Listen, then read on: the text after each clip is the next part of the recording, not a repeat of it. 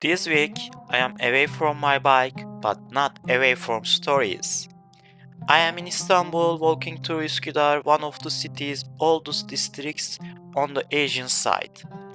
And while I am off the saddle, I want to take you on a different kind of journey. Through the mosques that shape the skyline here. Quiet, elegant, and full of history. Let's explore the soul of Üsküdar. My first stop is Bülbüldere Fevziye Hatun Mosque, and it immediately stands out with something quite rare. Separate buildings for men and women. Surprisingly, the women's section resembles a full mosque on its own, with a tiny minaret that gives it a charming, almost delicate feel. The ablution foundation carved from marble looks well kept and clean.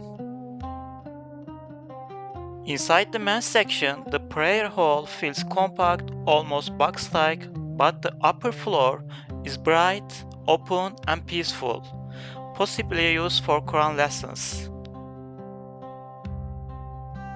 And of course, I couldn't live without framing the mihrab.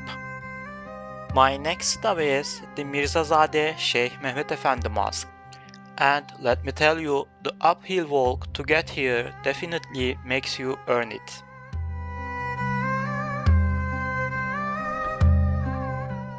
When I enter through the lower gate, I'm instantly greeted by a few local cats claiming the courtyard as their own.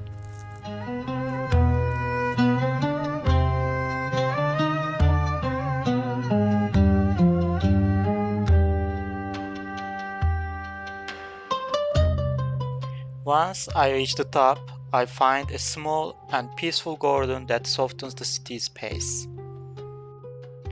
The mosque is named after Şeyh Mehmet Efendi, a prominent Ottoman-era sheikh associated with the Sufi orders, a figure of a local spiritual leadership.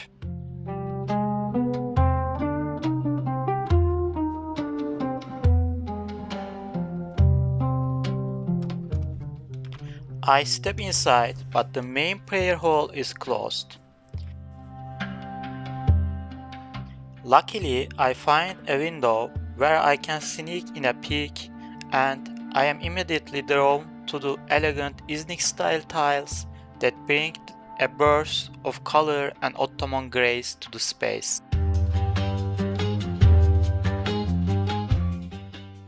The next mosque is not easy to spot from the street at first glance.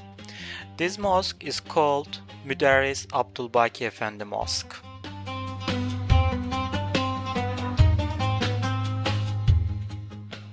Once again, Üsküdar's topography plays its unique rhythm.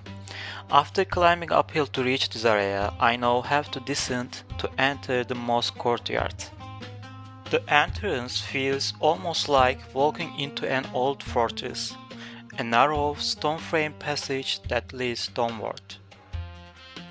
As you go deeper, the mosque seems to grow in presence, gaining a quiet majesty with each step. The mosque is named after Müderris Abdülbaki Efendi, a respected Ottoman scholar and teacher of Islamic law. The title Müderris means a professor or lecturer in a madrasa.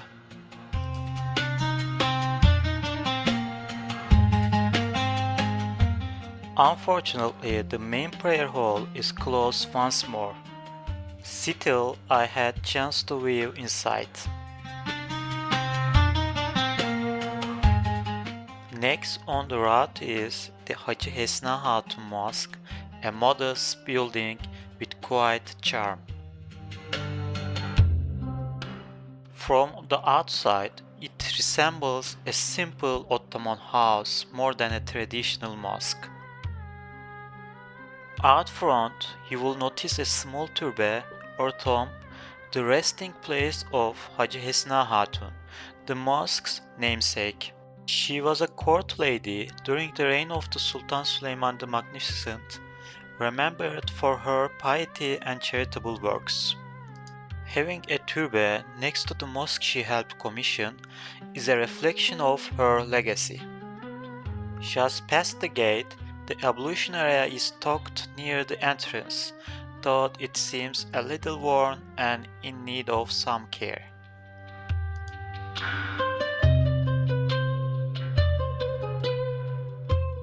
Stepping inside, I am greeted by a classical tile-covered mihrab, instantly grounding space in Ottoman aesthetics. The minbar is small, made of dark wood, humble and functional.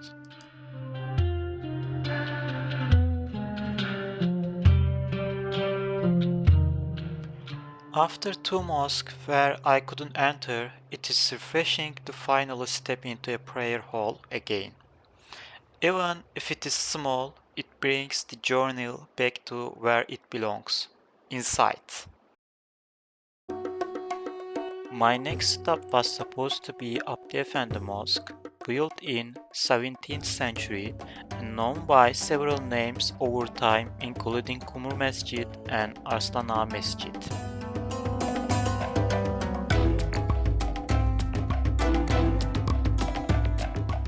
Unfortunately, the mosque was closed when I arrived, so I could only film its exterior.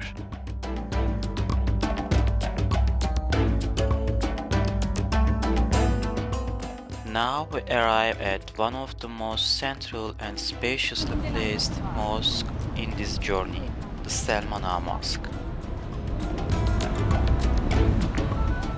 For many years during my time living in Istanbul, this mosque was hidden behind the restoration work. But now it stands calmly in the middle of an open square, a rare sight in the crowded texture of Istanbul.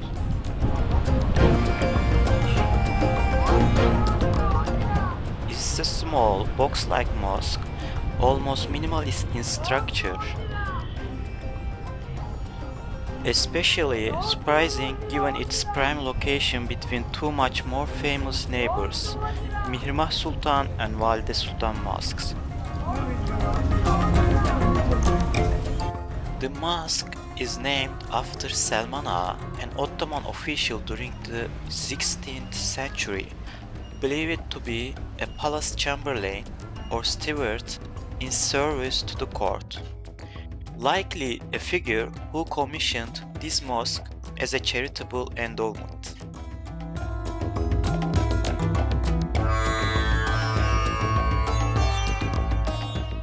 Inside, I love the decor, understated yet inviting.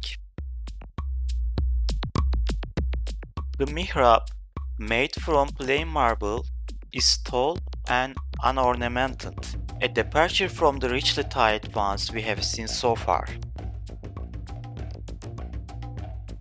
And here, what makes this mosque special? Because it sits in the middle of such a spacious square, even inside the prayer hall, you feel like you are praying in the middle of the street.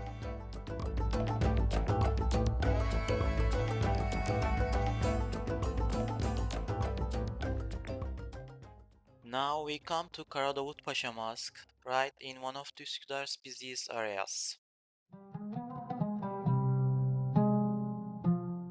The name comes from Davut Pasha, a high-ranking Ottoman official during the reign of Sultan II Bayezid. His mosque dates back to around 1495, making it one of the oldest structures in the area.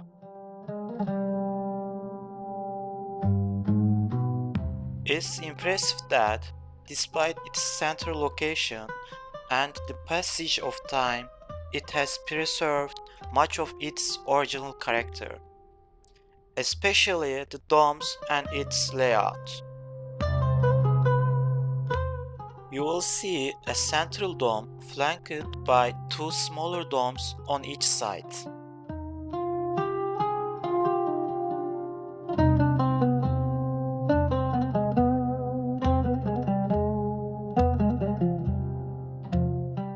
Single minaret minaret stands to one side, made of the cut stone, while the prayer hall is simple but elegant.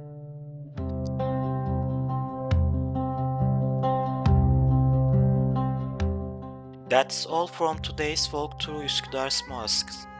I hope you enjoyed this small journey with me. Please leave your comments below, and I am waiting to see you in the next video. Goodbye.